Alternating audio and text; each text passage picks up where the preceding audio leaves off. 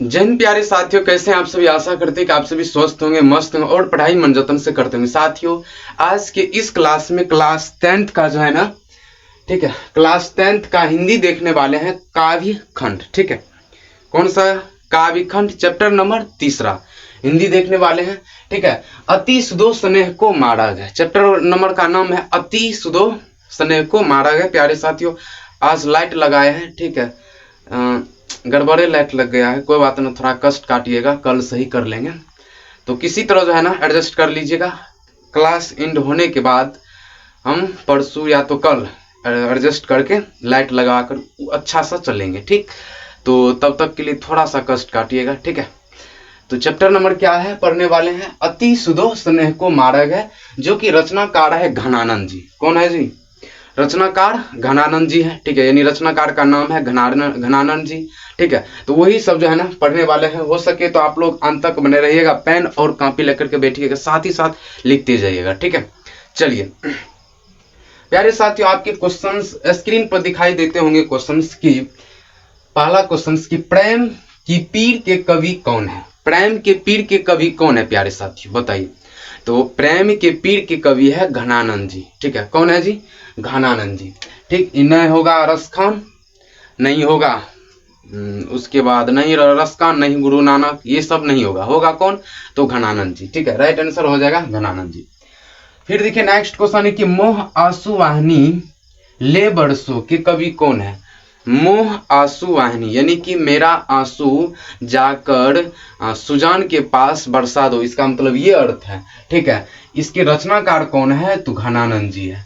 फिर देखिए next question है कि घनानंद की भाषा क्या थी, यानी कि इस लेखक की भाषा क्या थी? हिंदी थी कि गुजराती थी कि संस्कृत थी कि क्या थी? तो प्यारे साथियों, ये इसकी भाषा थी ब्रज भाषा। इनके क्या भाषा थे? तो ब्रज भाषा। ठीक है, जितने भी कवि है ना तो सब के सब ब्रज भाषा है, यानी कि मिक्सचर भाषा। ठीक है, आप जो है ना कभी कविता पढ़ते होंगे तो समझ में ना आता होगा कि क्या कह रहे हैं कविता। ये तीनों पांचों सब भाषा मिक्स रहता है। ठीक है, ब्रज भाषा उसको बोला जाता है। तो जितने भी कवि है ना, जितने भी कवि हैं, ठीक है, सब के सब कौन सी भाषा है? उसका जो है ना ब्रज भाषा है। ठीक, ब्रज भाषा, सब कवि का जो है भाषा कैसा है? ब्रज भाषा। फिर देखिए प्यारे साथियों, घनानंद का जन्म कब हुआ था? तो घनानंद जी का जन्म हुआ था 1689 ईस्वी में। कब हुआ था प्यारे साथियों? 1689 ईस्वी में जन्म हुआ था। किसका हुआ था? तो घनानंद जी का। फिर देखिए नेक्स्ट क्वेश्चन है कि घनानंद की युग कवि है, किस युग के कवि है? यहां पर किस होता, ठीक है, किस युग के कवि है? तो प्यारे साथियों रीति काल के कवि है। ठीक है, रीति काल के कवि है। फिर देखिए नेक्स्ट क्वेश्चन है कि घनानंद की रचना क्या है? तो घनानंद की रचना है सुजान सागर। क्या है इनकी रचना? सुजान सागर। फिर देखिए नेक्स्ट क्वेश्चन है कि घनानंद किस मुगल बादशाह के यहाँ मीर मुंशी के काम करते थे? तो मोहम्मद शाह रंगीले के यहाँ मीर मुंशी के काम करते थे। कौन करते थे? तो घनानंद जी। ठीक है, उल्टा सीधा किसी भी तरह जो है ना आपसे क्वेश्चन पूछ सकता है। तो प्यारे साथियों, आप सतर्क रहे। ठीक है, पूरा अलर्ट रहिए। कोनो ठीक है बिहारिया है, कैसे भी पूछ सकता है, उल्टा पुल्टा जो मन आता है उसी वैसे ही पूछ देता है। तो प्यारे साथी इसलिए कहते हैं आप भी उल्टा सीधा हर तरह से याद कीजिए। ठीक है, ताकि बिहार बोर्ड में एक भी क्वेश्चन छूटे ना। ठीक, फिर देखिए नेक्स्ट क्वेश्चन है कि घनानंद किस मुगल बादशाह, ये तो बताए हैं। ठीक है, मोहम्मद शाह रंगीले के यहाँ काम करते थे। फिर देखिए नेक्स्ट क्वेश्चन है कि कवि ने परजन किसे कहा था? अच्छा ये बताइए, कवि ने परजन किसे कहा था? आप तो कविता पढ़े होंगे, उसमें परजन जो है ना वर्णन आया होगा। तो परजन के कवि कौन है, या परजन किसे कहे हैं कवि? तो प्यारे साथियों, किसको कहे थे? बादल को। ठीक है, निर्लज बोलो, परजन बोलो, उसी को बोले थे। फिर देखिए नेक्स्ट क्वेश्चन है कि घनानंद कवि है, घनानंद कवि किस काल के कवि है? तो रीति मुक्ति के या रीति काल के। ठीक है, फिर देखिए नेक्स्ट क्वेश्चन है कि घनानंद के प्रमुख कृति क्या है? प्रमुख कृति का नाम क्या है जिसको बोला जाता है इम्पोर्टेंस? ठीक है, इम्पोर्टेंस रचना का नाम क्या है? तो पहला रचना याद रखिएगा सुजान सागर, फिर दूसरा रचना याद रखिएगा रस्केल बल्ली, उसके बाद तीसरा रचना है विरिह नीला। 3 क्वेश्चन रचना इनका इंपोर्टेंट्स है, प्रसिद्ध है। कौन कौन? तो ध्यान से सुनिए, सुजान सागर, रसकेली बल्ली, उसके बाद व्रीहि लीला, ये तीनों आप माइंड में अच्छा सा कवर कर लीजिए, ठीक है, मतलब एडजस्ट कर लीजिए, ठीक। फिर देखिए नेक्स्ट क्वेश्चन है, शांति से देखिए प्यारे, क्या है गर्मी क्वेश्चन कि नादिर शाह के सैनिकों द्वारा घनानंद कब मारे गए थे? नादिर शाह के सैनिकों द्वारा घनानंद जी कब मारे गए थे? तो प्यारे साथियों 1739 ईस्वी मारे गए थे। किनके द्वारा मारे गए थे? तो नादिर शाह के सैनिकों द्वारा यानी कि फौजियों द्वारा, ठीक है। फिर देखिए नेक्स्ट क्वेश्चन है कि घनानंद के अनुसार कौन सा मार्ग सरल और सहज है? यानी कि कवि के अनुसार कौन सा मार्ग यानी रास्ता सरल और सहज है, यानी कि आसान है? कौन सा रास्ता? पर ये बताया है स्नेह मार्ग का रास्ता, ठीक है, स्नेह मार्ग का रास्ता सरल और सहज है, ठीक। स्नेह मतलब क्या होता है? स्नेह मार्ग मतलब यानी प्रेम का मार्ग, ठीक है, प्रेम का मार्ग सहज और सरल है।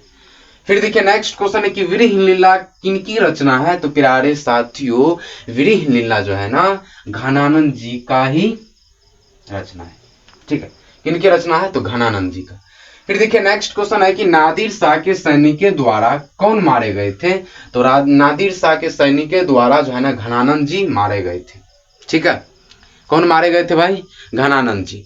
फिर देखिए नेक्स्ट क्वेश्चन है क्या कि नेक्स्ट क्वेश्चन कि घनानंद की कविता में किसकी गहरी व्यंजन है? घनानंद जी की कविता में किनके गहरी व्यंजन है? तो प्यारे साथियों मस्ती, इनके कविता में क्या क्या सब व्यंजन है? प्रेम की पीड़ा है, फर्स्ट हो गया, सेकंड हो गया कि मस्ती है, उसके बाद योग भी है, ठीक है। इसके कविता में मस्ती भी है, प्रेम के बारे में वर्णन भी है, ठीक है, कैसे प्रेम करना चाहिए, प्रेम से क्या होता है, ठीक है, तो वो सब है। उसके बाद वियोग मतलब क्या होता है कि कष्ट दुख ये फलना चिल्ला जो हो, ठीक है, तो तीनों है, प्रेम के पीड़ा भी है, उसके बाद मस्ती भी है, उसके बाद वियोग भी है, ठीक, यानी बिछड़ जाना, ठीक। फिर देखिए नेक्स्ट क्वेश्चन है कि रसकेली बल्ली किनकी रचना है? तो रसकेली बल्ली जो है ना घनानंद जी के, ठीक है, किनकी रचना है? घनानंद जी के। फिर देखिए नेक्स्ट क्वेश्चन है कि कवि के अनुसार प्राहित कौन धारण करता है?